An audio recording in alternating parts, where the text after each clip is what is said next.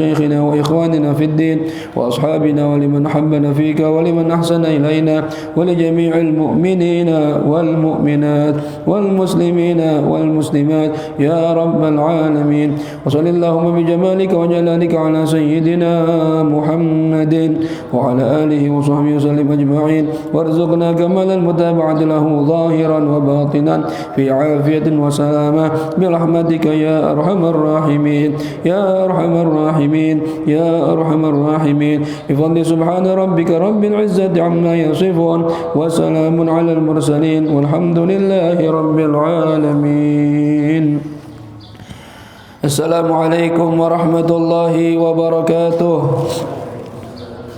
الفاتحة إلى حضرة سيدنا وحبيبنا وشفيعنا رسول الله محمد بن عبد الله وآله وأصحابه وأزواجه وذريته وأهل بيته، ما إلى روح سيدنا المهاجر إلى الله أحمد بن عيسى، وسيدنا أستاذ العظم الفقيه المقدم محمد بن علي علوي، سيدنا قطب الرباني الشيخ عبد القادر الجيلاني، وجميع ساداتنا آل أبي علوي، وجميع الأولياء 9 في جزيرة جاوة، وجميع ذرية سيدنا الحسن وسيدنا الحسين وأصولهم وفروعهم، ما إلى روح مؤلف هذا الكتاب الشيخ سالم بن عبد الله بن سمير الحضرمي، وإلى روح سيدنا الحبيب أحمد بن عمر الشاطري وأصولهما وفروعهما، وإلى روح سيدنا الحبيب عبد الله بن عمر الشاطري وأولاده الجميع، الحبيب محمد المهدي والحبيب أبي بكر وسيد الوالد الحبيب حسن وسيد الوالد الحبيب سالم، ما إلى روح الوالد حجي سفيان بن دلاد وحجي سليمان والوالد حجي جمال الدين مالك المهدي بن حجي حلواني وجدي حجي مصنف بن جرو حجي الياس،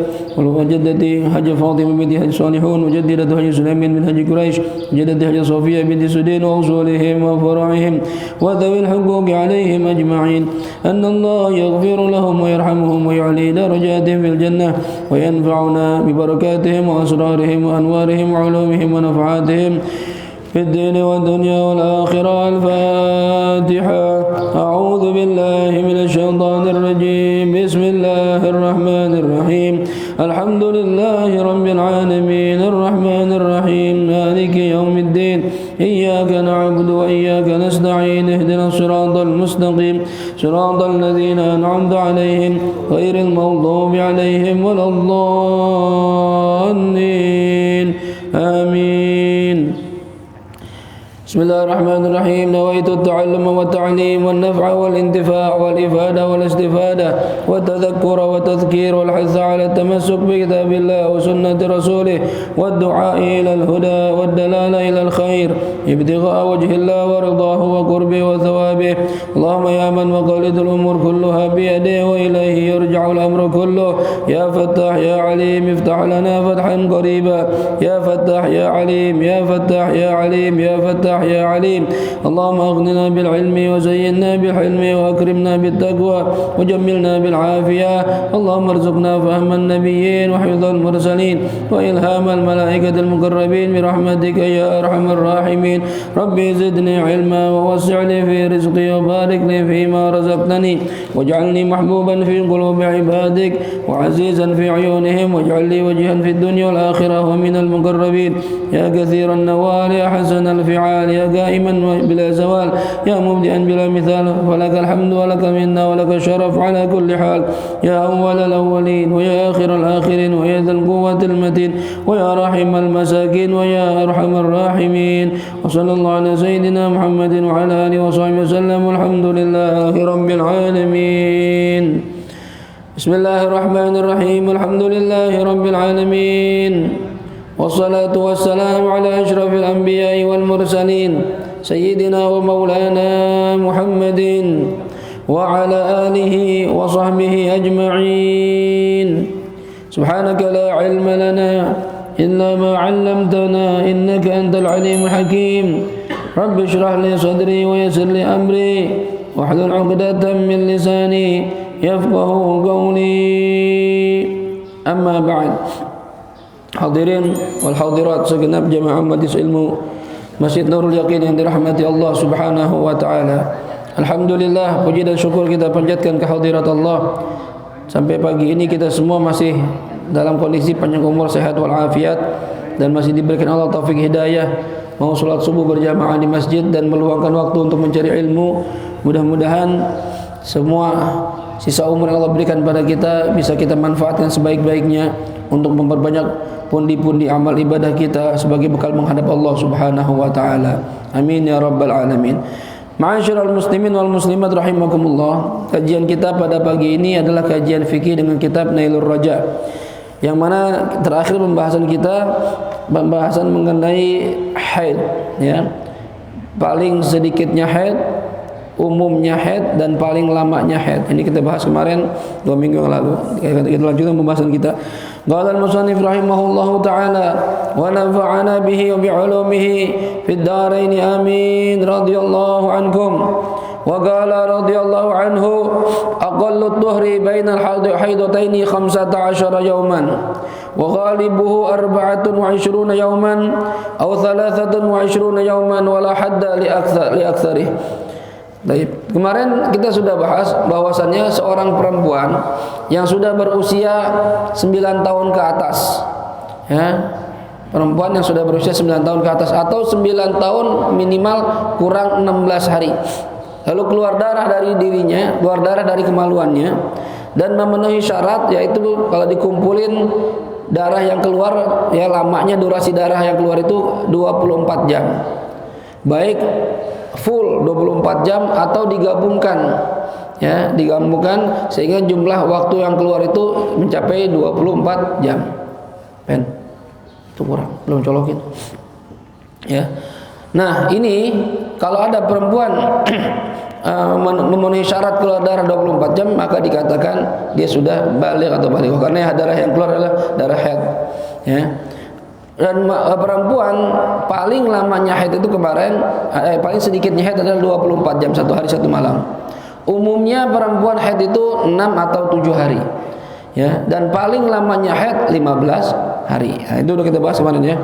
Sekarang aqallu tuhri bainal haidataini, paling sedikitnya waktu suci, paling sebentarnya waktu suci, bainal haidataini, di antara 2 kali haid itu 15 yauman, harus berjarak 15 hari. Itu paling sedikit. Artinya begini, kalau ada perempuan dia keluar darah nih, taruhlah dia ada haidnya seminggu 7 hari, ya. Keluar darah 7 hari. Setelah dihitung-hitung ini darahnya mencapai 24 jam lebih. Berarti kan semua haid, ya. Nah, setelah itu berhenti darahnya. Setelah 7 hari berhenti, ya.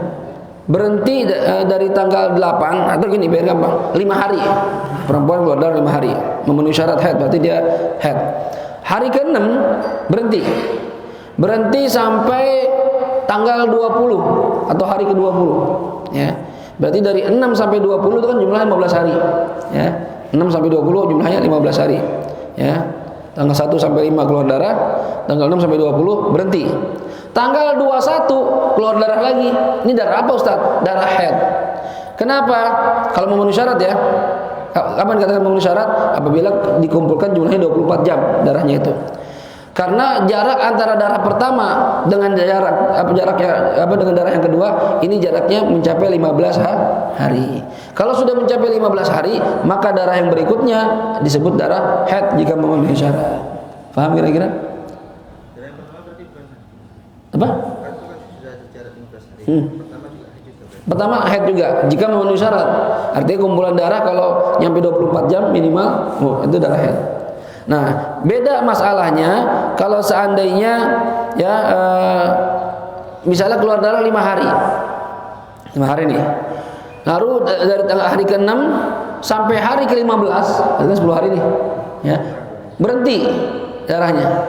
Setelah itu hari ke-16 keluar darah lagi. Nah, ini jarak antara darah pertama dengan darah kedua ini kurang dari 15 hari. Maka darah yang keluar kedua ini disebut istihadah, darah penyakit, ya, bukan darah haid. Kenapa? Pemisahnya kurang dari 15 hari. Jelas kira-kira ini? Jelas, ya? Baik. Ini apabila di antara 2 haid, di antara 2 haid. Tapi kalau jarak antara haid dengan nifas nanti beda lagi, ya. Jarak antara haid dengan nifas. Misalnya perempuan begini, perempuan itu kalau lagi hamil umumnya enggak haid umumnya, ya. Cuma terkadang ada juga perempuan kata Imam Syafi'i yang bisa haid ketika sedang hamil. Nah, misalnya dia nih di akhir-akhir masa kandungannya udah pengen lahiran, keluar darah, ya, dan memenuhi syarat darah haid, maka disebut darah haid ini. Haid. Nah, begitu lagi sedang haid, kemudian dia melahirkan anak, lahiran, ya. Setelah lahiran keluar darah lagi. Nah, ini beda antara yang pertama dengan darah yang kedua. Kalau yang pertama disebut dengan haid, ya, kalau jika memenuhi syarat. Nah, setelah lahiran darahnya darah nifas. Gimana tuh Ustaz? Berhentinya cuma sebentar, bahkan mungkin nggak ada berhentinya. Masih keluar darah, terus lahiran keluar darah lagi langsung. Nah, ya, ini maka hukumnya beda. Yang pertama itu haid, yang kedua disebut nifas. Karena darah yang keluar setelah melahirkan disebut darah nifas. Tapi hukumnya pun nanti sama, artinya keharamannya sama. Nggak boleh sholat, nggak boleh nyentuh mushaf, nggak boleh baca Quran segala macam. Yang sudah pernah kita bahas tuh. Hal-hal yang diharamkan bagi perempuan yang sedang haid atau nifas. Ya, jelas ya. Cuma bedanya apa? Bedanya kalau haid paling lama 15 hari, nifas paling lama 60 hari, gitu ya. Ini makanya musannif di sini mengatakan, pengarang mengatakan jarak ya, waktu bersih antara dua haid. Kalau dua haid itu minimal 15 hari. Tapi kalau antara haid dengan nifas ini nggak ada jaraknya kadang. Kadang pemisahnya cuma sebentar, misalnya habis lahiran berhenti sebentar, 1 jam berikutnya keluar darah lagi. Itu setelah lahiran disebut nifas, gitu ya. Terkadang nyambung, tidak ada pemisah sama sekali. Ya. Taib, ini suci antara dua haid. Wa ghalibuhu arba'atun wa 20 yauman aw thalathatun wa 20 yauman. Ya. Dan umumnya perempuan kalau suci antara dua haid, antara bulan ini sama bulan depan, itu umumnya 24 hari atau 23 hari. Ya. Kenapa begitu? Karena kan umumnya perempuan haidnya 6 atau 7 hari. Kalau perempuan yang haidnya 6 hari, maka sucinya itu biasanya 24 hari. Dalam bulan berikutnya baru haid lagi. Kalau perempuan haidnya 7 hari, maka sucinya itu 23 hari. Karena kan sebulan 30 hari. Ya, setelah itu haid lagi. Itu umumnya begitu. Jadi tergantung kebiasaan perempuan itu. Ya, haidnya berapa lama? Kalau dia haidnya 10 hari, haidnya 10 hari, maka umumnya ya nanti 20 hari berikutnya, ya setelah 20 hari keluar darah haid lagi. Dan ini yang lebih mengetahui siklusnya ya perempuan itu sendiri, dan tiap perempuan berbeda-beda. Ya, nggak sama semuanya. Ada yang haid cuma 3 hari, ada yang haid seminggu, ada yang haid 15 hari. Nah, ini repot 15 hari ini. Ya, lama banget haidnya. Ya. Kasihan lakinya juga, ya. Perempuannya libur sholat, kita juga libur, ya. Nggak bisa ngapain, ya. Nganggur, gitu. Hah? Kena prostat. Kalau jarang jadi kena prostat, ya. Biar aman sering-sering, gitu ya. Baik. Wala hadda li aktsari, dan tidak ada batasan terhadap waktu paling lamanya suci. Kadang perempuan sucinya lama. Ya, bahkan kadang setahun sekali haidnya, ada yang begitu. Ya, dan 3 bulan sekali baru haid. Ya, ini bukan berarti dia nggak sehat, enggak. Memang begitu siklusnya. Bahkan anak baginda Rasul sallallahu alaihi wasallam Sayyidatina Fatimah, dia enggak haid sama sekali. Enggak haid. Ya, bahkan setelah melahirkan Sayyidina Hasan Husain itu darah nifasnya cuma setetes doang sedikit. Udah habis itu suci lagi. Nah, maka dikatakan az-zahra, yang bersih, yang putih, ya, karena tidak memiliki darah haid. Dan ada pendapat kalau perempuan tidak haid maka nggak bisa hamil. Ternyata nggak terbukti itu teorinya. Buktinya Sayyidatina Fatimah walaupun dia tidak haid bisa punya anak, gitu ya. Cuma memang dari segi medis nih, ya, perempuan yang tidak haid umumnya tidak bisa melahirkan. Kenapa? Nah, penjelasan medisnya begini. Karena darah haid itu terjadi dari sel telur yang tidak dibuahi, kan gitu. Ya, sel telur yang tidak dibuahi ini kalau nggak ada sperma yang masuk ke dalam rahimnya, maka sel telur ini akan menempel di dinding rahim. Setelah menempel akhirnya busuk, rusak, jadi gumpalan darah hitam. Itulah yang dikeluarkan oleh perempuan yang mengalami masa haid. Nah, sedangkan kalau perempuan yang tidak haid, berarti secara medis dia tidak ada sel telur yang diciptakan. Kalau nggak ada sel telur yang diciptakan, maka tidak bisa dibuahi oleh sperma. Kalau nggak bisa dibuahi, berarti nggak bisa hamil. Itu penjelasan medisnya begitu. Masuk akal juga. Ya, makanya ada pendapat yang mengatakan kalau perempuan tidak keluar darah haid, ya misalnya perempuan sudah menopause, ya, kan udah enggak haid lagi tuh. Itu biasanya enggak bisa punya anak. Ya, makanya peristiwa ini terjadi pada Sayyidina Nabiullah Zakaria dan Nabiullah Ibrahim. Ya, Nabi Zakaria itu udah tua. Beliau dalam riwayat itu udah 100 tahun, istrinya 80 tahun, enggak punya anak. Kan orang nikah pengen banget punya anak, apalagi nabi, rasul, pengen anaknya nerusin dakwahnya gitu. Jangan nabi, kiai aja. Kalau nggak punya anak perempuan nggak punya anak laki, itu agak sedih itu. Yang nerusin dakwah saya siapa entah, gitu ya. Pengennya ada yang nerusin, ngelanjutin estafet dakwahnya. Nabi Zakaria udah lama doa nggak dikabul. Akhirnya Nabi Zakaria ini adalah seorang rasul yang mengasuh Sayyidatina Maryam, Siti Maryam, ibunya Nabi Isa. Jadi Siti Maryam itu ponakannya Nabi Zakaria. Ditaruh di Masjid Al-Aqsa di satu kamar yang mana kuncinya yang megang cuma Nabi Zakaria doang. Jadi nggak ada yang bisa masuk kecuali pamannya Nabi Zakaria. Ya. Satu ketika Nabi Zakaria masuk kamarnya Siti Maryam, dia mendapatkan buah-buahan. Buah-buahan dari mana? Siti Maryam nggak pernah keluar, kunci saya yang megang. Maka Nabi Zakaria bertanya, qala ya Maryamu anna laki hadza. Maryam, ini buah-buahan dari mana? Kata Siti Maryam, qalat huwa min indillah. Ya, innallaha yarzuqu man yasha bighairi hisab. Ini dari Allah katanya. Allah memberikan rezeki kepada orang yang Dia kehendaki tanpa kira-kira. Maksudnya gimana? Kata Siti Maryam, datang kepada saya Jibril, dia bawain buah-buahan, ya, dari sorga. Kaget Nabi Zakaria. Akhirnya kata Allah, hunalika da'a Zakaria rabbah. Disitulah Nabi Zakaria berdoa di tempat buah itu ditaruh sama Jibril, di tempat yang didatangi oleh malaikat Jibril. Doa di situ. Ya. Hunalika da'a Zakaria rabbah qala rabbi habli min ladunka dzurriyyatan thayyibah innaka sami'ud du'a. Ya Allah, berikan kepada saya dari sisimu dzurriyyah thayyibah, keturunan yang baik.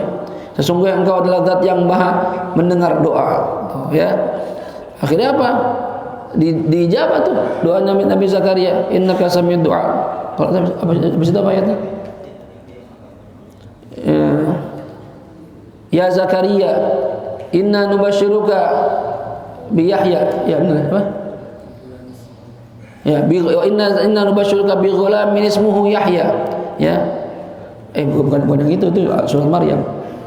Yang Ali Imran. Pojok kanan atas. Alhamdulillah lupa. Enggak sebelah kanan dia. Hunalika da'a Zakaria rabbah qala rabbi habli min ladunka dzurriyyatan thayyibatan innaka sami'ud du'a. Fanadathul malaikatu wa huwa qa'imun yusalli fil mihrab anna Allaha yubashshiruka bi Yahya musaddiqan bi kalimatin min Allah wa sayyidan wa nabiyyan wa hasuran wa nabiyyan minas salihin. Ya, fanadatul malaika huwa qa'imun yusalli fil mihrab. Ketika Nabi Zakaria lagi salat di mihrab, dipanggil sama malaikat. Inna nubasyiruka bi ghilamin ismuhu Yahya. Ya, kami memberikan kamu kabar gembira dengan lahirnya seorang anak namanya Yahya. Nah, Nabi Yahya. Ya, musaddiqan bi kalimatin minallah, dia akan membenarkan kalimat-kalimat Tuhannya. Wa sayyidan, dan dia akan menjadi seorang sayyid. Wa nabiyan wa hasuran, akan menjadi seorang perjaka.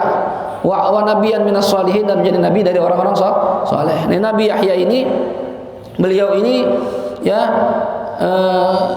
disebut sayyid dan disebut hasur. Hasur ini perjaka. Ada yang menafsirkan Nabi Yahya itu enggak nikah. Penafsiran pertama, karena dia perjaka. Tapi ada pendapat mengatakan semua nabi dan rasul itu nikah. Ya. Makanya kan sunnatul anbiya wa syiarul auliya, kan gitu deh kalau dia khutbah nikah. Karena nikah itu sunnatul anbiya, jalannya para nabi. Jadi kalau ente mau gitu gayanya para nabi, nikah, jangan jomblo. Ya. Ngapain ente kagak nikah? Ya, nikah. Ya, sunnatul anbiya. Makanya ada pendapat penafsiran mengatakan Nabi Yahya dia nikah, tapi istrinya enggak pernah disentuh. Ya. Karena sibuk sama dakwah, sibuk sama ibadah. Tetap menikah, tapi masih perjaka karena dia nggak pernah menyentuh istrinya. Nabi Isa memang belum nikah, masih perjaka, tapi nanti di akhir zaman beliau turun dari langit dan akan menikah dan akan mendakwakan ajaran Nabi kita Muhammad SAW. Jadi semua nabi itu nikah, ya. Yang nggak nikah, ya para ulama sebagian ada. Modar mau ikut para ulama, mau ikut para nabi, silakan. Tapi kebanyakan ulama nikah dor, ya kebanyakan ulama nikah. Ada beberapa ulama memang ya sampai dikarang kitab namanya Al Ulama Ul Uzzab, ulama-ulama yang jomblo yang nggak nikah, itu khusus ada kitabnya. Dia nggak mengikuti sunnah Nabi. Apa tuh? Ya, kemarin kan mungkin gini, ya waktu kita bahas kitabnya Imam Ghazali itu ada beberapa afat atau maldorot dari pernikahan. Ya, kalau orang ini tergantung tuh kata Rasulullah, nanti di akhir zaman banyak laki-laki yang hancur agamanya karena istri, karena mertua, karena anak. Nah ini, ya, kalau takut khawatir akan begini, maka sebaiknya nggak usah nikah. Nah mungkin beliau lebih memberatkan pemahaman yang ini.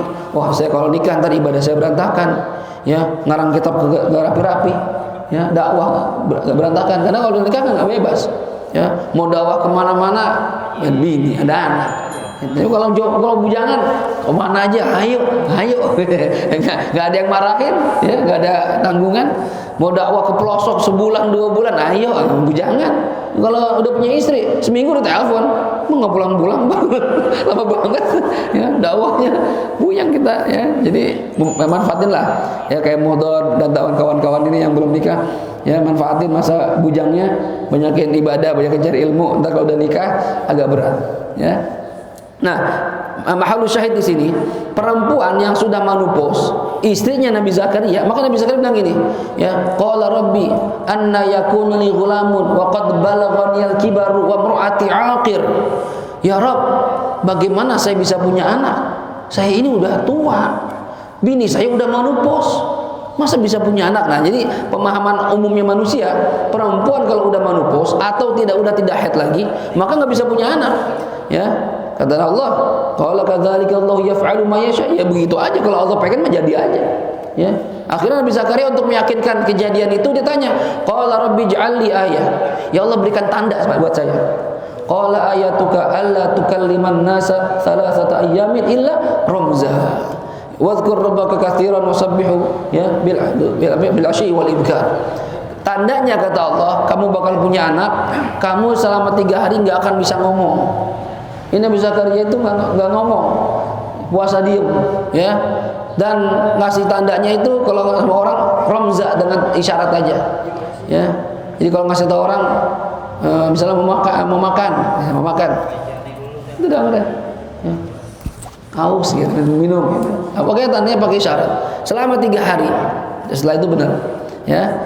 Istrinya hamil dalam kondisi sudah tua, hadirin bayangin ya. 80 tahun. Kita 40 tahun ini juga boleh sama dokter. Ya perempuan, ini 80 tahun hamil. Nah ini.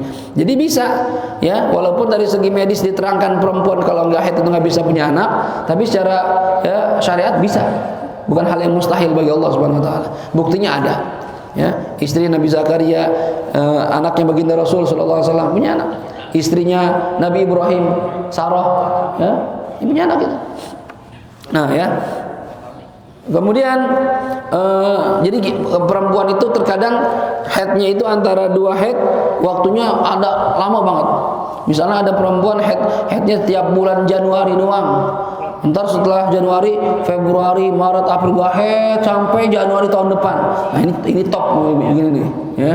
Kalau punya istri begini top ibadahnya maksudnya. Jadi dia nggak berhenti, ya. Dan kita juga top bagi kita teman-teman. Jadi kapan aja bisa available every time. Setiap waktu itu tersedia bisa digunakan, gitu ya. Tapi kira-kira takbir. Bini kita gitu enggak, kayak enggak sih kita ya. Jadi yang gitu ya, motor kalau kenalan sama perempuan tanya, ini kamu haid berapa lama? Wah saya siklusnya nggak jelas bang, paling bisa 6 bulan sekali. Udah langsung door kayak gitu, siap-siap. Ya kayak kita top tuh. Ya. Tapi jarang-jarang perempuan. Baik. Kemudian aqallun nifas majjatun. Paling sedikitnya masa nifas itu majjah, 1 tetes doang. Ada perempuan yang nifasnya setetes, sepertinya Sayyidah Fatimah. Itu setetes doang. Habis itu enggak ada keluar darah lagi. Ya. Wa ghalibuhu arba'una yauman. Umumnya wanita haid itu 40 hari. Umumnya. Nifas maaf. Umumnya perempuan nifas itu 40 hari. Nifas itu darah yang keluar setelah melahirkan. Itu nifas. Kalau belum lahir itu bukan nifas namanya, ya. Wa aktsaruhu situna yauman, paling lamanya nifas itu 60 hari. Oh ya. Jadi perempuan itu ada yang modelnya nifasnya 20 hari, 30 hari sampai maksimal 60 hari. Ya, lebih dari 60 hari nggak ada. Berarti kalau ada lebih dari 60 hari darahnya darah istihadah, darah penyakit. Gitu ya. Ini Mbak Ustaz, apakah 60 hari itu keluar darah terus? Enggak, ya. Kadang ada jeda-jedanya. Tapi begini, kalau misalnya perempuan lahir tanggal 1 Muharram, ya, 1 Muharram misalnya, biar gampang datang dari tanggal 1, ya.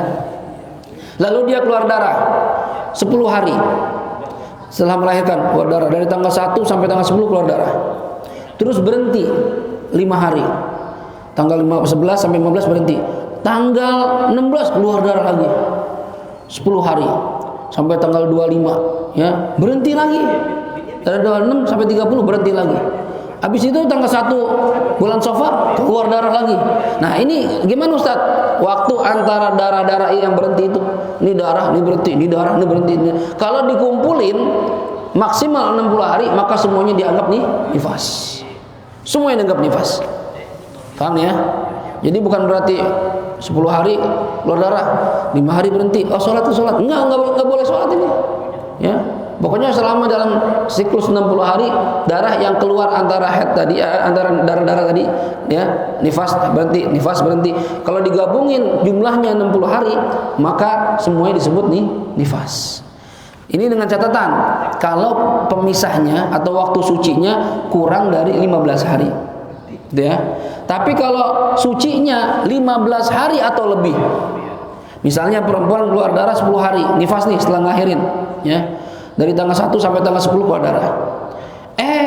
Tanggal 6 sampai tanggal 25, ya, tanggal 6 sampai tanggal 25, berarti kan 15 hari tuh. 10 hari keluar darah, tanggal 6 lagi, tanggal 11 maksudnya, 10 hari keluar darah, ini kan nifas nih. Dari tanggal 11 sampai tanggal 25 berhenti darahnya. Berarti kan 15 hari. 11 sampai 25, 15 hari. Tanggal 26 keluar darah lagi. Nah, karena pemisahnya nyampe 15 hari, masa sucinya nyampe 15 hari, maka darah berikutnya tidak dihukumi nifas tapi dihukumi darah haid. Paham ya? Ini harus ngerti nih. Soalnya ntar suka salah persepsi, dipikir nifas terus nih. Ya, padahal haid cuma seminggu. Habis itu kan suci, dipikir nifas semua. Enggak, ntar salah ngitung. Karena berhubungan dengan kewajiban qadha salat dia dan kewajiban puasa dia kalau bulan Ramadan. Ini harus ngerti mana nifas, mana haid. Jadi ingat, antara darah nifas, ya, yang keluar yang pertama dengan darah yang kedua, nifas yang kedua, kalau masa sucinya kurang dari 15 hari, paham ya? Maka darah yang berikutnya disebut nifas juga. Ya. Akan tetapi antara darah nifas yang pertama lalu suci, lalu setelah suci ini dan masa sucinya 15 hari atau lebih, maka darah yang berikutnya bukan dihukumi nifas tapi dihukumi haid. Nah, contoh gini. Sekarang saya kasih contoh nih biar gampang. 5 hari keluar darah. 10 hari keluar darah, 10 hari suci. 10 hari keluar darah, 10 hari suci. Berapa total tuh? 40 hari ya. 10 hari keluar darah, 10 hari suci. Ingat contohnya. 10 hari keluar darah, 10 hari suci, 20 hari ya. 10 hari keluar darah 30. 10 hari suci 40. 10 hari keluar darah 50. Kemudian suci terus sampai 15 hari. Ini kan udah 50 nih. Terus suci 15 hari. Kemudian setelah itu keluar darah. Mana yang haid, mana yang nifas? Yang setelah 15 hari suci haid. Yang ini yang 50 hari apa hukumnya? Nifas semuanya. Jadi itu setiap berhenti 10 hari itu nifas semua. Paham ya? Lagi saya kasih contoh. 10 hari keluar darah, 10 hari suci 20. 10 hari keluar darah, 10 hari suci 40. 10 hari keluar darah, ya 50 ya. 5 hari suci, terus 5 hari keluar darah. Nifas apa haid? Nifas semuanya. Karena masih dalam lingkup 60 hari. Paham? Contoh lagi. Ayo lo, bingung-bingung lo, ya. 10 hari keluar darah, 10 hari suci. 10 hari keluar darah, 10 hari suci 40. 10 hari keluar darah, ya. Kemudian ini kan yang 50 nih. Dari 50 ini bukan 10 hari keluar darah, 20 hari. Ya. Suci head nifas suci 40 hari. Terus nifas lagi nih yang 50 nih ya. 41 sampai 50 dia keluar darah sampai 20 hari. Ayo. 20 hari ya. Ingat kalau 20 hari ini yang kelima yang ke nifas semua. Kalau 20 hari. Kalau lebih dari 20 hari, misalnya 25 hari. Ayo gimana? Nifas suci 40. Nifas. Nah, nifas ini yang ke-50 dari 41 sampai 50 kalau 10 hari atau 60 hari kan nifas semua. Cuma kalau lebih dari 20 hari, berarti kalau dijumlahin misalnya keluar darah sebulan penuh 30 hari. Berarti kalau di total 70 hari. Gimana hukumnya? Nah, nifas dan istihadah. Kenapa nifas dan istihadah? Karena nifas paling lama 60 hari. Ya. Nah, ini ntar dibahas di darah yang 20 ini. Ada yang mengatakan nanti, ya udah yang nifas yang 60, sisanya istihadah semuanya. Kok beda Ustaz? Beda. Karena kalau nifas itu hukumnya sama seperti haid. Orang yang punya hadas besar, berarti nggak boleh sholat, ya nggak boleh puasa, nggak boleh kumpul sama lakinya, nggak boleh nyentuh mushaf, nggak boleh baca Quran, nggak boleh berdiam diri di masjid. Ya, ini hukumnya sama seperti haid. Tapi kalau istihadah dia nggak begitu. Dia darah keluar, tapi tetap wajib sholat, wajib puasa, boleh kumpul sama laki, boleh pegang mushaf, boleh baca Quran. Beda hukumnya. Walaupun sama-sama keluar darah. Nah, ini pentingnya kita tahu apakah ini nifas atau haid atau istihadah, supaya kita bisa menentukan hukumnya.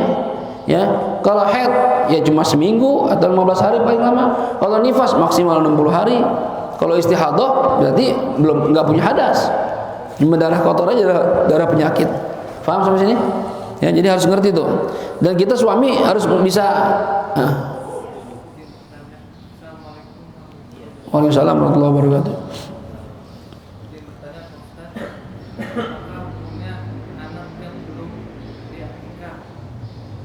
Anak yang belum diakikah. Baik. Baik, bagaimana hukum anak yang belum diakikah? Ini di luar tema kita, nggak masalah. Ya, anak yang belum diakikah, kata Rasulullah, kullu mauludin murtahanun ala aqiqatih. Setiap anak yang dilahirkan itu tergadai dengan akikahnya. Pengertian pembahasan kalimat murtahanun ini tergadai, ulama membahas, ada yang mengatakan ya, arti tergadai adalah anak yang lahir tanpa diakikahin, maka nanti dia tumbuh tidak seperti anak lain pada umumnya dari segi fisik atau dari segi akal agak rada kurang. Ada yang bilang begitu, tidak sesempurna anak yang diakikahkan. Tapi terbukti nggak juga, ada yang nggak diakikahkan sampai tua, ya normal-normal aja gitu kan. Ada juga mengatakan arti tergadai sini terhalang untuk memberikan syafaat kepada orang tuanya. Seandainya ada anak diakikahin, lahir nggak diakikahin, dan Allah jadikan dia anak yang soleh, orang alim, bahkan jadi wali min auliyaillah, ya. Ini kalau meninggal dunia, seandainya bapaknya dia ibadahnya kurang, dia akan diazab oleh Allah. Harusnya kan anak soleh itu bisa mensyafaatkan orang tuanya. Cuma gara-gara belum diakikahin, kata sebagian ulama, tidak bisa memberikan syafaat kepada orang tuanya. Itu jadi sangat rugi kalau kita punya anak dan kita mampu akikah tapi nggak mau akikah, itu rugi itu. Hukumnya sunnah muakkadah akikah itu mazhab kita. Ya, sebagian mazhab mengatakan wajibah. Tapi mu'tamad mazhab kita sunnah muakkadah. Artinya sunnah yang sampai ditinggalkan kalau kita mampu. Dan kena kesunahannya itu kepada walinya sang anak, yaitu bapaknya.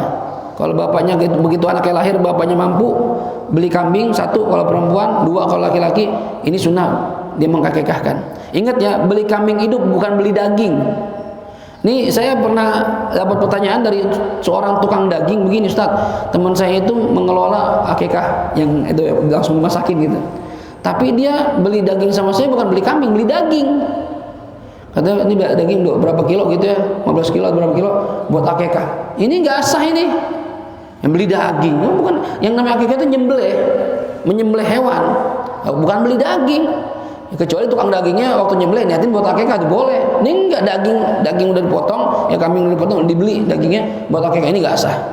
Jadi diperhatiin kalau kita ingin mengakekah anak kita atau mungkin diri kita juga belum akekah. Ini kalau mau akekah pastikan tuh kambingnya itu memenuhi syarat dan dipotong, bukan beli daging. Ternyata ada yang curang juga tukang akekah itu, akekah yang diiklanin gitu. Kadang juga saya mikir kok murah banget. 1,5 juta, 1,2 juta udah bisa akekah, udah dimasakin, udah sama nasi lagi. Maksudnya dari segi logika kambing apaan itu?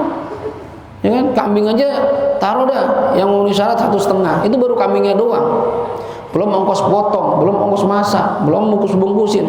Nah, ya nggak mungkin itu. Ya, jangan cuma karena kelihatan murah gitu. Ya, justru kalau kita punya rezeki beli kambing yang gede sekalian. Yang mau 4 juta satu, kalau kuat ya. 2,8 juta misalnya. Kalau punya duit ya apa? Kalau punya duit. Kalau nggak punya duit yang penting memenuhi syarat. Udah cukup, gitu ya. Nah, jadi hukumnya gimana Ustaz anak yang belum diakikahkan? Maka selama masih belum balik, kesunahannya ada pada bapaknya. Ya. Misalnya kayak anak baru SD, itu kan belum balik tuh, ya. Ini yang sunnah akikah bapaknya yang beliin kambing. Kalau bapaknya dari mulai anaknya lahir sampai gede sampai balik nggak punya duit juga. Orang susah Ustaz, saya baru-baru beli kambing, rumah aja kontrakan nyewa belum bayar nih, ya, nunggak, ya, baru-baru beli kambing Ustaz. Nah, berarti kalau anaknya sudah balik, sudah gede, pindah kesunahannya kepada anak tersebut. Jadi kalau misalnya anak udah balik, nanti dia kerja, udah gede nih, punya duit sendiri, dia sunnah mengakikahkan dirinya. Dulu bapak belum akikahin saya Pak, iya nak, bapak nggak punya duit, ya udah saya beli kambing dah, saya udah kerja, saya mau akikah tuh, itu sunnahnya begitu. Kalau nggak diakikahkan, nggak dosa. Dalam mazhab Syafi'i nggak dosa, ya. Tapi itu tadi efeknya. Nanti khawatir dia akhirat nggak bisa memberikan syafaat kepada orang tuanya. Jelas kira-kira? Nah, itu ya. Jadi yang ingat-ingat yang belum diakikahkan, buru-buru akikah. Ya. Umumnya sih kalau orang tua kita kalau mampu itu diakikahin biasanya, dibikin acara gitu ya, waktu ngasih nama segala macam. Nah, itu sunnahnya begitu. Jadi akikah itu mengalirkan darah, memotong hewan, ya, mengalirkan darah hewan di hari ke-7 setelah kelahiran anak, dan hukumnya sunnah muakkadah. Dan disunahkan dibarengi dengan pemberian nama. Gitu. Jadi ngasih namanya itu kalau di kita kan begitu lahir langsung ditanya sama suster, Pak, nama anaknya siapa ini? Gitu kan, dibikin identitas. Sementara sunnahnya ngasih nama itu 7 hari setelah anak itu lahir, berbarengan dengan akikah. Ya, jadi udah disiapin tuh. Makanya biasa orang tua kalau begitu pengen lahiran sibuk nyari nama. Oke, namanya siapa ya? Ya. Kalau ngasih nama yang bagus ya buat anak ya, jangan asal-asalan. Jangan cuma menang gaya doang. Alexander Thomas Jefferson. Alexander, itu nama apaan ini? Ya, keren Ustaz. Namanya dipanggil juga keren, Alex. Iya, cari nama-nama orang soleh. Ya, jadi kita tuh tafaulan mengharap keberkahan orang-orang soleh. Mukhlis, nama Mukhlis, nama Rasulullah. Ya, nggak ada Mukhlis. Iya, minal mukhlisin. Inna nabiyan minal mukhlisin. Ini orang Mukhlis ada. Ini Roy itu mana bahasa apa Roy? Qurratu ain ya. Qurratu ain ya. Jadi Roy, bukan Roy-nya. Kalau Roy nama bule kan Roy Martin itu. Cuma ini Qurratu ain dipanggil Roy. Ya. Nama-nama Islami lah, jangan malu ya, jangan malu. Nah, ini nama-nama kayak Roy ini universal nih. Qurratu namanya Islami, panggilannya ya gaul gitu. Ya. Saya juga emang lihat begitu anak-anak tuh. Anak saya Abdullah Syakir Ardabili. Jadi kalau bisa dipanggil Abdullah, bisa dipanggil Syakir, bisa dipanggil Billy. Kan namanya itu nama orang-orang soleh semua itu. Abdullah Syakir dan Billy. Begitu kira-kira. Paham kira-kira? Jelas? Ada lagi mau nanya? Kalau misalkan itu setelah nifas itu masuk darah haid, kemudian yang memenuhi syarat bisa 24 jam. Cuma 2 hari tapi 24 jam. Apa itu masuk haid atau setelah nifas? Oh iya. Masih keluar darah lagi tapi memenuhi syarat 24 jam. Baik. Gini. Setelah nifas keluar darah lagi. Ini masalah nifas misalnya udah habis nih, ya. Lalu jeda misalnya. Kalau nggak ada jedanya, ya kalau nggak ada jedanya maka dihukumi istihadah tuh kalau nyambung terus, ya. Cuma kalau 60 hari jeda misalnya seminggu, ya. Jadi kalau udah habis masa 60 hari, nggak harus nunggu 15 hari, enggak. Ini tadi dikatakan waktu pemisah antara dua darah nifas itu 15 hari, maka darah berikutnya haid kalau masih dalam siklus 60 hari ya. Ingat nih. Kalau dalam siklus 60 hari keluar darah 15 hari. 15 hari suci. 15 hari berikutnya keluar darah. Nah, ini yang kedua ini haid, bukan nifas karena pemisahnya 15 hari. Cuma kalau udah 60 hari, udah 60 hari nih nifas. Zrat 60 hari. Kemudian jeda sehari, besok keluar darah. Ini bukan istihadah, ini bisa jadi haid kalau memenuhi syarat. Ya, lah kan Ustaz nggak nyampe 15 hari, cuma sehari. Ini kalau masih dalam siklus 60 hari. Kalau sudah nyampe 60 hari, lalu jeda, walaupun sebentar, kalau nyambung istihadah. Tapi kalau jeda, ya setengah hari, sehari jeda, keluar darah lagi. Kalau mengenai darah 24 jam, maka disebut dengan darah haid. Gitu ya, jelas ya. Jadi ingat ya, tadi disyaratkan 15 hari waktu suci antara dua darah untuk disebut darah kedua sebagai haid kalau masih dalam siklus 60 hari. Kalau sudah lewat 60 hari, ada jeda sebentar, keluar darah, maka disebut haid juga kalau memenuhi syarat. Nah, ini juga yang penting bagi kita laki-laki harus tahu. Sebenarnya perempuan lebih harus tahu lagi nih, ya. Masalah yang disebut dengan zawalul mani', ya. Zawalul mani' dan turuul mani'. Turuul mani'. Apa zawalul mani', Ustaz? Zawal itu artinya hilang. Lengser atau hilang. Al-mani' penghalang atau pencegah. Maksudnya gimana? Ada orang ya hilang penghalang sholatnya. Apa penghalang sholat? Haidnya nggak boleh sholat. Nifas nggak boleh sholat. Ya, gila. Ada nggak orang sholat? Orang gila sholat sah? Nggak sah. Nggak ada penghalang. Syaratnya sholat itu kan dalam kondisi sadar. Ya. Jadi kalau kasih tahu niat mandinya gimana. Oh ya. Nah, itu penting sekali itu pada. Tar mandi. Ya oke. Kita bahas masalah zawalul mani'. Ada orang, misalnya perempuan, dia haid nih ya, hari ini haid. Lalu berhenti darahnya dan waktu sholat masih tersisa seukuran takbiratul ihram atau lebih. Misalnya gini, dia udah haid seminggu nih, masuk waktu asar, bentar lagi maghrib nih, sebentar lagi maghrib, kurang 5 menit atau kurang semenit, ya berhenti haid, suci. Nah berarti kan waktu maghrib dia udah nggak punya haid lagi, udah nggak ada darah lagi, udah suci. Dia wajib mandi kan? Dia wajib mandi. Sholat maghrib, sholat isya biasa seperti normal. Pertanyaannya, asarnya wajib wudu apa enggak? Ya, karena waktu asar itu masih tersisa waktu ketika darahnya berhenti, masih ada waktu asar. Cuma untuk sholat nggak cukup, karena kan tinggal semenit Ustaz. Semenit saya berhenti, azan maghrib. Berarti saya sholat maghrib doang Ustaz. Oh tunggu dulu, ini asar wajib diqadha ini. Ya, karena perempuan ini mendapatkan waktu yang cukup seukuran takbiratul ihram atau lebih. Wajib qada'u tilkas shalah, maka dia wajib mengqadha salat tersebut. Salat asar wajib diqadha. Ini perempuan jarang yang tahu nih. Dipikir dia enggak usah salat. Orang saya baru sebentar udah azan maghrib. Enggak, nih asar wajib diqadha. Ingatin ya istri kita nih. Ingatin anak perempuan kita. Wa yajibu qada'u ma qablaha in kanat tujma' maha. Dan juga wajib mengqadha salat yang sebelumnya jikalau salat ini bisa dijamak. Antara asar bisa enggak yang sebelum asar apa? Zuhur. Kalau kita lagi safar, boleh enggak menjamak zuhur sama asar? Boleh. Berarti dia wajib mengqadha zuhur dan asar. Paham kira-kira? Iya, kenapa? Lagi musafir? Tidak musafir, terus? Iya gini, artinya gini, dia emang lagi nggak musafir ini pembahasan lagi nggak musafir di rumah biasa. Nah, 5 menit atau 2 menit sebelum azan maghrib darahnya berhenti, ya. Maka nanti dia wajib mandi ya. Gimana mandinya? Sama seperti mandi hadis besar. Nah, ya, niatnya gimana Ustaz? Jadi niat apa? Rukunnya mandi, niat dan meratakan air ke seluruh tubuh, itu doang. Dan tidak ada syaratnya, tidak boleh ada pencegah air masuk ke kulit, ya, atau ke kulit kepala. Jadi yang punya kutek, yang pakai kutek misalnya orang haid lagi pakai kutek, hilangin tuh kuteknya tuh. Yang punya make up, hilangin make upnya. Yang rambutnya di kuncir-kuncir, lepas kuncirannya, buka semua tuh, ya, copotin semuanya, guyur sama air biar rata. Kalau nggak yakin, nyebur di kolam renang. Nah, Nah, tuh udah rata tuh kalau gitu. Udah kena semua. Niatnya gimana Ustaz? Nah, niatnya sama seperti niat hadas besar. Nawaitul ghusla ya li rafil hadatsil akbar. Lillahi taala. Saya niat mandi untuk mengangkat hadas besar atau untuk mengangkat hadas nifas, untuk mengangkat hadas haid boleh. Yang penting di antara itu, ya. Tapi kalau laki-laki mandi junub niatnya nawaitu rafal hadatsil haid, ini enggak sah ini. Nah, ente kagak haid, tapi kan hadas besar juga Ustaz. Iya, tapi buat perempuan. Gak boleh. Kalau perempuan saya niat mandi untuk mengangkat hadas besar itu cukup karena perempuan hadas besar juga. Cuma kalau ente mulai saya niat mandi untuk mengangkat hadas nifas, mengangkat hadas haid, nggak boleh. Nifas. Ini buat perempuan.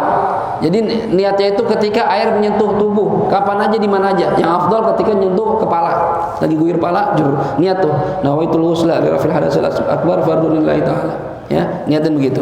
Jelas ya, dan ratain semua tuh seluruh tubuh, hilangin yang bisa mencegah air masuk ke kulit, ya cat, semen, kalau tukang kerja tuh. Karena sekarang perempuan juga ada juga yang jadi tukang, ya jadi montir juga perempuan semuanya. Iya bekas oli itu, hilangin semua tuh. Nah ini harus bersih, jelas ya. Jadi ingat tuh, kalau waktu sholatnya masih tersisa seukuran takbiratul ihram. Ini takbir doang, takbir berapa detik sih? Ya, misalnya 10 detik sebelum adzan maghrib darahnya berhenti, kan cukup takbir. Allahu akbar cukup. Maka dia wajib qada sholat asar dan sholat sebelumnya jikalau bisa dijamak dengan asar. Kalau sebelumnya zuhur, zuhur bisa dijamak, maka dia wajib qada asar dan zuhur. Beda masalahnya kalau dia berhenti di akhir waktu sholat maghrib. Nah, ini dia haid nih, zuhur masih haid, asar masih haid, maghrib masih haid, mendekati isya, waduh, ini pengen isya kurang lebih semenit, berhenti darahnya, ya, berhenti darahnya. Mau sholat maghrib nggak cukup, belum mandi, baru mau mandi udah adzan isya. Gimana hukumnya? Maka dia wajib mengqadha sholat apa? Maghrib, karena dia mendapatkan waktu yang cukup untuk baca takbir. Dan sholat sebelumnya gimana Ustaz? Asar dikodok nggak? Nggak dikodok. Kenapa nggak dikodok? Karena antara maghrib sama asar tidak bisa dijamak. Paham kira-kira? Begitupun subuh, ya subuh dia keluar darah, terus maghrib keluar darah, isya keluar darah, ya kemudian subuh masih keluar darah. Sebelum isyraq, ya isyraq nih misalnya jam 6, ya jam 6 kurang semenit, ya berhenti darahnya. Rasa matu darah ya.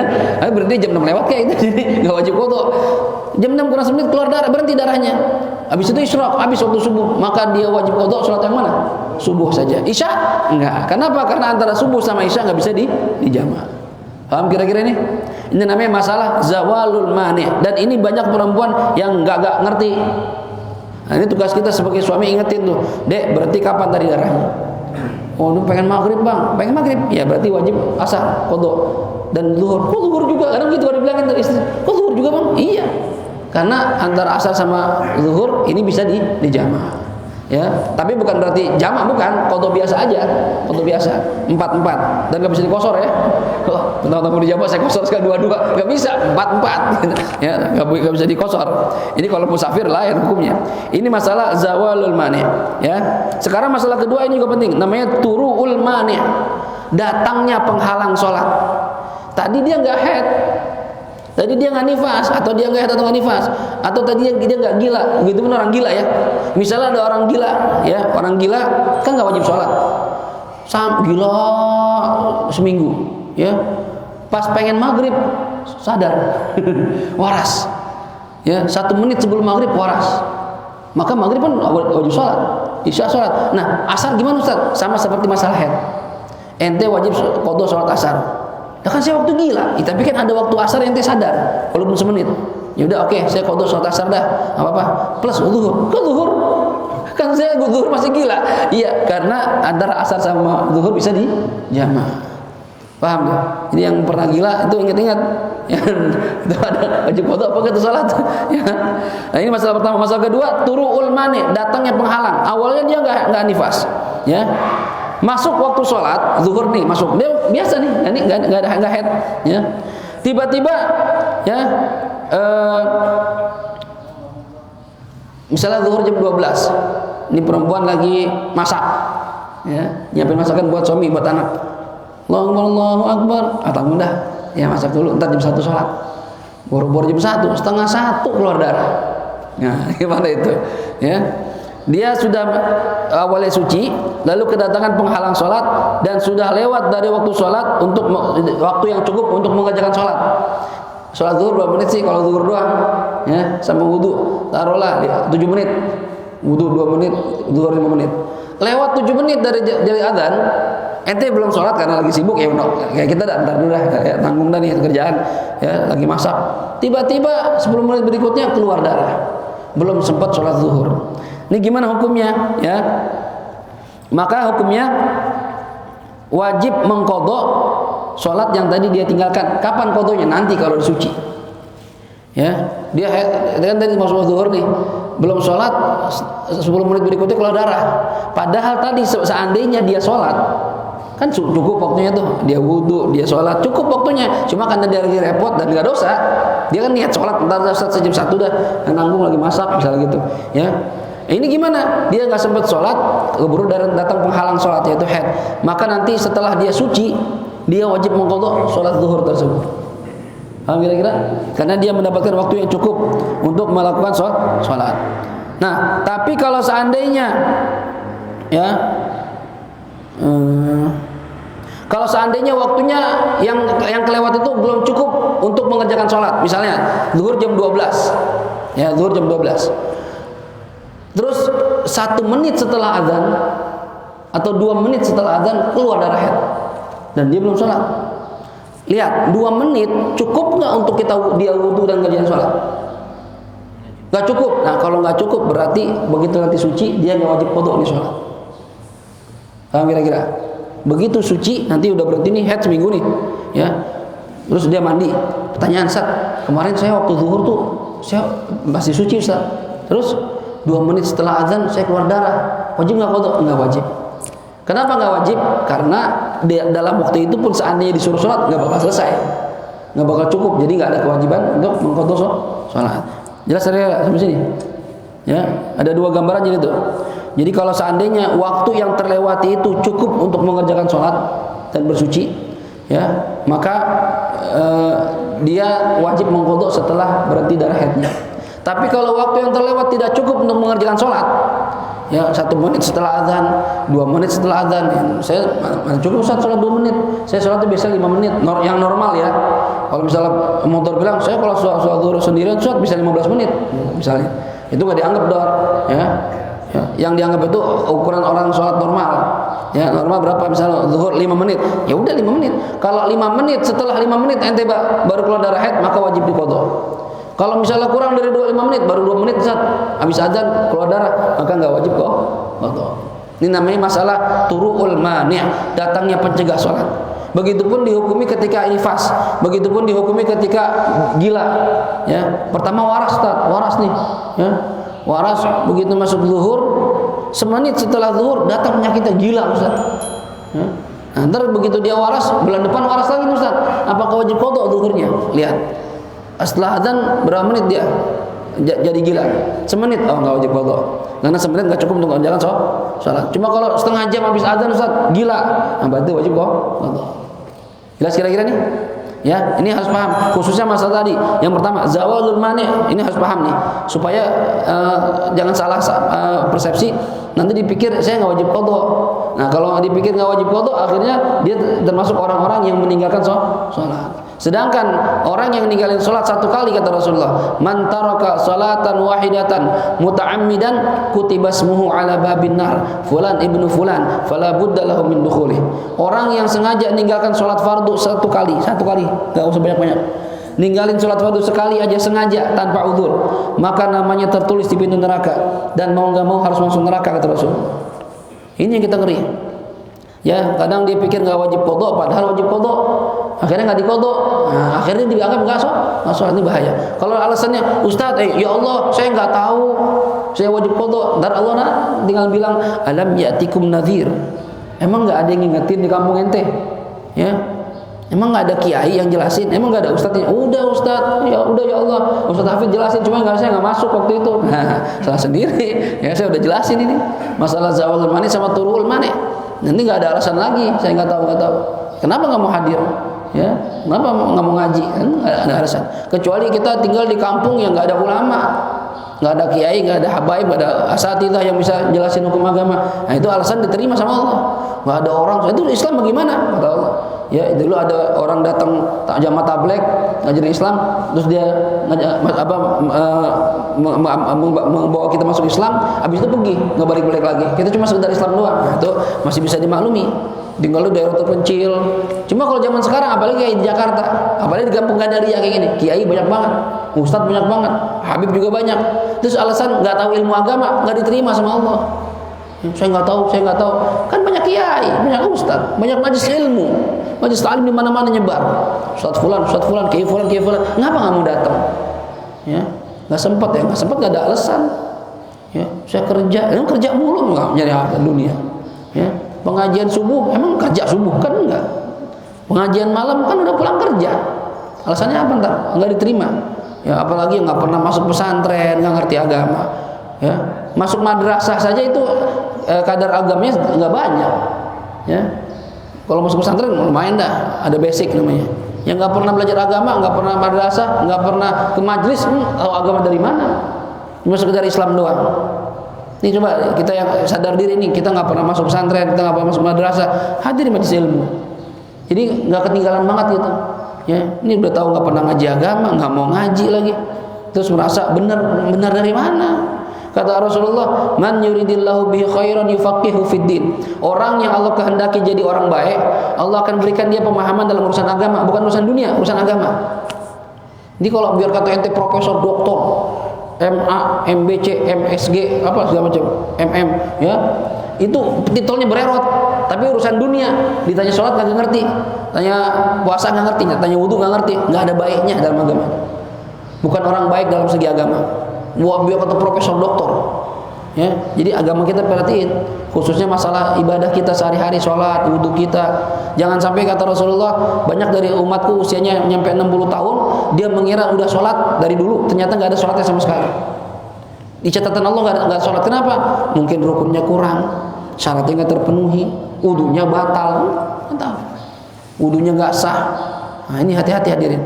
Oke, kita beruntung Allah kasih kita taufik hidayah, mau tiap hari ini ada pengajian, Bang Fauzan, Ustaz Fitrah, segala macam, ya, mau hadir. Itu satu nikmat itu. Banyak orang kadang rumahnya bersebelahan sama masjid, sama musola, sama majelis taklim, tapi nggak pernah mau datang ngaji. Iya kalau dia pintar nggak masalah. Ada ustadz, jangan salah, Ustaz Hafid nggak pernah ngaji sama Ustaz Soleh. Saya juga udah ngaji juga, dan saya lagi ngajar lagi. Gitu. Tapi kalau orang yang nggak pernah ngaji, udah tahu dirinya bodoh masalah agama, rumah samping masjid, speaker kemana-mana kedengeran ini. Ya, saya dengar di rumah aja, Ustaz, saya dengar di rumah. Ngaji itu datang, jangan dengar di rumah. Facebook, YouTube, ya, nggak tahu sanatnya kemana tuh guru, ya, ngikut-ikutin aja. Datang ngaji, ya, muwajah. Sahabat dulu ngaji begini sama Rasulullah, ya, bikin halaqah, dengerin Nabi ngomong, itu begitu. Dan sampai sekarang begitu ngaji, nggak pakai sistem YouTube atau Facebook. Ini mah media untuk ngebantu doang. Mungkin ada yang nggak sempat hadir, lagi sakit, lagi repot, lagi ada acara, nggak bisa lihat. Ya, oh sekarang nggak bisa lihat besok atau minggu depan. Nah, cuma intinya ngaji itu talaki sama guru, ketemu sama guru. Beda ngaji ketemu guru sama nggak ketemu guru. Ya, kadang tuh saya aja ngalamin ketika lagi ngajar tuh ya. Apalagi kalau lagi ceramah, kalau ngajar kan terkonsep ada kitabnya. Jadi kalau ceramah itu kan pikirannya harus mana-mana gitu. Tuh kadang bingung. Kadang saya pernah khutbah itu sampai duduk di khutbah dan saya masih mikir khutbah apaan ya? Gitu. Kepikiran gitu, apa ini? Khutbah apaan? Mau ngomong apaan ini? Sambil mikir tuh. Tiba-tiba ingat tuh muka guru gitu, Habib Hasan, Habib Sarif lagi terangin. Oh ini aja waktu terangin ini. Nyambung tuh. Karena kita pernah lihat guru kita nerangin. Itu otomatis tuh. Ya. Tapi kalau nggak ketemu guru, di Facebook yang mana ya? Lihat yang mana? Yang tanggal berapa? Ini kan susah jadinya. Ya, oleh karena itu biasain hadir ke majelis ilmu dan bersyukur kepada Allah. Allah kasih taufik hidayah, termasuk orang-orang yang mau kumpul di majelis ilmu. Dan mudah-mudahan dengan ilmu kita ini kita bisa amalin dan berharap semua ibadah kita diterima Allah Subhanahu wa taala. Ini gitu. Ada pertanyaan lagi sebelum tutup? Ya. Boleh. Berarti kajian selesai ya? Nggak ada pertanyaan. Ini ada pengumuman dari PP. Nanti setelah itu baru kita tutup kajian kita. Assalamualaikum warahmatullahi wabarakatuh. Waalaikumsalam warahmatullahi wabarakatuh. Jemaah, biasa misalnya kita kan ngaji ba'da maghrib 1 juz ya, dan insya Allah nanti malam kita hataman juz 30, dan insya Allah kita baca doa hatamannya hari Jumat. Nah mulai saat itu kita akan bacain semua arwah-arwah dulu jamaah yang pernah ibadah di masjid musola dan mulai musola saya masjid ini. Bagi jamaah mungkin ada yang mau ngirimin nama-nama yang mau dibacain, nanti kita ketik kita bacain nanti pas hari Jumat gitu. Insya Allah tuh nanti ini terus nanti begitu terus gitu, nanti mau bulan berikutnya seperti itu lagi gitu. Jadi jamaah nanti kalau ada yang ingin nama-namanya dibacain dari keluarganya hubungi ke saya, mau banyak-banyak paling 2 aja ya, paling 2 bapak gitu. Terus ya kalau misalnya kita mau makan habis itu makan ya kita total poinnya patungan gitu. Ya gitu aja. Itu acaranya malam Jumat. Hari Jumat. Oh Jumat subuh ya, baik. Berarti jadwalnya Ustaz Zaki ya? Ustaz Zaki. Oh ya, doa taman itu. Iya. Oh ya, oke. Ada lagi Pak? Ya, jelas ya. Assalamualaikum warahmatullahi wabarakatuh. Waalaikumsalam warahmatullahi wabarakatuh. Ya jelas ya itu ya. Kan kita ada kegiatan baca Quran setiap ba'da maghrib sampai isya. Ya sehari sejuz. Nah itu begitu hatam. Jadi walaupun kayak ntar malam kata apa ntar malam hataman, cuma ntar doanya tetap di hari Jumat itu ya. Doanya tetap di hari Jumat. Jadi yang ingin dikirim nama-nama arwah silahkan dikirim ke PPN ke nomor DKM maksimal 2 nama ya per orang. Maksimal 2 nama. Mau orang tuanya boleh ya, kalau orang tua masih hidup mertuanya ya. Mertua juga masih hidup, mantannya yang meninggal. Siapa aja bebas dikirimin. Ya. Nanti Jumat dibacain hataman dan kalau mau makan kata PPN patungan gitu. Kalau nggak ada yang patungan ya berarti hataman doang, nggak makan, nggak ada patungan soalnya. Ada lagi? Udah cukup? Ada pertanyaan? Ini Syaban ya, ingat perhatiannya. Nanti insya Allah hari Minggu malam Senin Nisfu Syaban itu banyak hal-hal yang perlu kita perhatikan. Di antaranya menghindari sifat-sifat yang mencegah kita dapat ampunan. Saya selalu singkat saja. Yang pertama, jangan ada sifat musyrik sama Allah. Jangan musyrik, jangan menyekutukan Allah dengan siapapun. Kalau ente masih musyrik, percaya sama Allah, percaya sama dukun, percaya sama jin, ya, ini malam nisfu Syaban enggak dimaafin. Karena kata Jibril, ya Rasulullah, ini malam semua kaum muslimin dimaafin, semua. Tapi ada yang enggak dimaafin, musyrik. Wal aqli walidayh, durhaka sama kedua orang tua, enggak dimaafin sama Allah. Hati-hati nih. Ya, kalau pernah nyakitin orang tua, beliau masih hidup, samperin minta maaf. Mbak, ya, maafinnya, kemarin nyakitin, kemarin bikin sedih. Nah, ya bawa apa, minta maaf sama orang tua, minta ridhonya. Kalau ada rezeki lebih, bawain apa kek? Ya biar dimaafin. Sogok, bandeng lah, duren lah, apa. Kalau ada rezeki, ya intinya minta maaf sama orang tua. Yang ketiga, mudminul khamr, orang yang masih suka mabuk, nggak bakal dimaafin sama Allah. Harus tobat tuh. Kalau malam nisfu Syaban mau dimaafin, tobat, jangan mabuk lagi, berhenti mabuk. Ya. Kemudian musirrun ala zina, orang yang masih suka berzina, nggak bakal dimaafin sama Allah. Ya, itu dosa besar tuh. Jadi hati-hati. Ya, saya husnudzon sih kita nggak ada yang mabuk, nggak ada yang zina. Ya, orang-orang masjid masya Allah dijaga sama Allah SWT. Yang keempat, yang kelima sahir wa kahin, tukang sihir. Ya, tukang sihir, wa kahin dan tukang santet. Ini nggak dimaafin sama Allah kalau dia nggak taubat. Atau orang yang berhubungan sama mereka. Saya bukan dukun Ustaz, bukan dukun sihir, bukan dukun santet, tapi saya minta dukun untuk nyantet saudara saya. Itu sama juga. Ya. Orang yang nyantet orang lain melalui dukun, ente taubat tuh, minta ampun sama Allah, ya, minta maaf sama orang yang tersantet. Kadang santet ini masya Allah siapa aja disantet. Ya kalau hati udah dengki itu, kadang saking dengkinya ustadz juga bisa nyantet ustadz. Saya punya kenalan begitu, bapaknya disantet sama saudaranya sendiri, sama-sama ustadz, sama-sama kiai. Main santet-santetan, enggak main santetan, maksudnya adiknya nyantet abangnya. Disantet hadirin ya Allah sampai sakit bertahun-tahun. Yang cerita anaknya sendiri. Ditanya sama orang pintar, ini yang ngirim maaf ya, adiknya yang ngirim. Ya Allah, naudzubillah min dzalik. Hati-hati tuh. Jangan main santet, ya. Kalau emang bersaing secara sehat dah. Dagang biasa, normal aja. Mau bersaing menang wirid, nah wiridan boleh dah. Ya biar laku gimana? Saya baca waqiah, gua enggak terima waqiah. Gua baca ya qayyum la ilaha apa subhanallah bihamdihi subhanallah astagfirullah la ilaha illallah malikul haqqul mubin. Terserah mau wirid apa aja, yang penting kita sama Allah. Itu bersaing sehat namanya. Ya. cewek kita sama-sama demen, saya sama pengen seneng sama si A misalnya Fatimah, Modor sama Elki seneng sama si B, ini saingan berdua, menang-menang wirid tuh Dor, sama usaha kirim pulsa kirim coklat gitu, jangan pakai ini santet-santet tanda ya, jangan boleh gitu, nggak baik ya. Kemudian musyahin itu orang yang di hatinya ada sifat syahna, benci sama saudara, benci sama kaum muslimin, apalagi lagi benci sama ulama, benci sama habaib, tuh nggak bakal dimaafin tuh. Jaksa-jaksa yang kemarin dorong Habib Rizik tuh nggak bakal dimaafin tuh kalau minta maaf tuh ya, nggak ada ampunan tuh orang-orang begitu. Benci sama ulama, auzubillah, benci sama saudara seagama aja nggak boleh, apalagi sama ulama, sama kiai, sama habaib, sama ahlillah. Siapa tahu beliau wali min auliyaillah, waduh musuhin walinya Allah, bahaya nih ya. Nah jadi kita biasain nih di hati kita maafin orang lain, maafin orang lain. Ustaz, dia nyakitin antum, iya udah nggak apa-apa. Dia nyakitin saya, Ustaz, iya nggak apa-apa, maafin aja. Dia nggak minta maaf, Ustaz, biarin.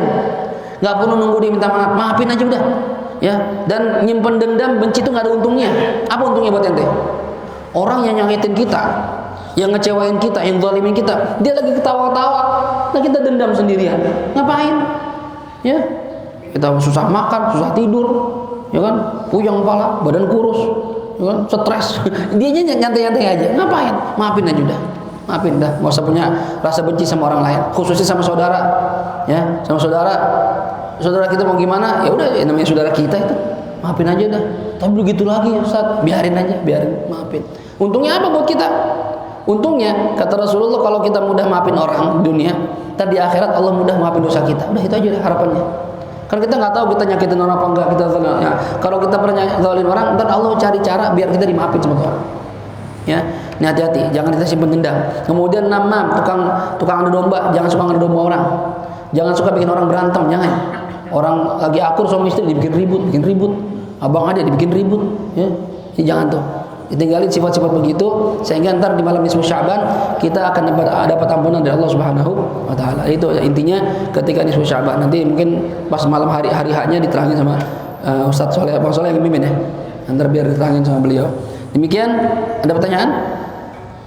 Ya, nggak ada ya. Nanti pengajian berarti Ramadan terus pengen yang malam libur, yang subuh biasa. Ya seperti ya, yang Ramadan nanti tetap ngaji subuhnya sebagaimana biasa. Kita tutup dengan suratul Fatihah. Kita mohon kepada Allah Subhanahu wa taala mudah-mudahan apa yang kita pelajari di pagi hari ini Allah berikan sebagai ilmu yang manfaat, dan kita mudah-mudahan bisa ya menerapkan hukum-hukum tadi ini, masalah haid, nifas dan turul mani, zawal mani kepada istri kita, anak kita bisa kita jelaskan ya, yang perempuan supaya mereka tidak salah dalam masalah mengqadha salat. Kita berharap mudah-mudahan kita senantiasa dijadikan sebagai para pencari ilmu, dimatikan sebagai pencari ilmu yang matinya dianggap sebagai mati syahid. Ala hadhihi niyyah wa likulli niyatin salihah wa ila hadratin Nabi Muhammad sallallahu alaihi wa alihi wasallam. Al-Fatihah. أعوذ بالله من الشيطان الرجيم. بسم الله الرحمن الرحيم. الحمد لله رب العالمين الرحمن الرحيم مالك يوم الدين إياك نعبد وإياك نستعين اهدنا الصراط المستقيم صراط الذين أنعمت عليهم غير المغضوب عليهم ولا الضالين آمين. استغفر الله العظيم استغفر الله العظيم استغفر الله العظيم. بسم الله الرحمن الرحيم. الحمد لله رب العالمين. اللهم صل وسلم وبارك على سيدنا محمد وعلى آل سيدنا محمد. ربنا انفعنا بما علمتنا رب علمنا الذي ينفعنا رب فقهنا وفقه أهلنا وقرابات لنا في ديننا مع أهل القطر أنثى وذكر رب وفقنا ووفقهم لما ترتضي قولا وفعلا كرما وارزق الكل حلالا دائما وأخل أتقيا علما نحظى بالخير ونكفى كل شر. ربنا أصلح لنا كل شؤون وأقر بالرضا منك العيون واقض عنا ربنا كل الديون قبل أن تأتينا رسل المنون واغفر واستر أنت أكرم من ستر. وصلاة الله تغشى المصطفى من إلى الحق دعانا والوفاء بكتاب فيه للناس الشفاء وعلى الآل الكرام الشرفاء وعلى الصحب المصابيح الغرار. اللهم اهدنا بهداك واجعلنا ممن يسارع في رضاك ولا تولنا وليا سواك ولا تجعلنا ممن خالف أمرك وعصاك. وحسبنا الله ونعم الوكيل نعم المولى ونعم النصير ولا حول ولا قوة إلا بالله العلي العظيم. وصلى الله على سيدنا محمد وعلى آله وصحبه وسلم. الحمد لله رب العالمين. سبحانك اللهم وبحمدك أشهد أن لا إله إلا أنت أستغفرك وأتوب إليك. والعفو منكم. السلام عليكم ورحمة الله وبركاته.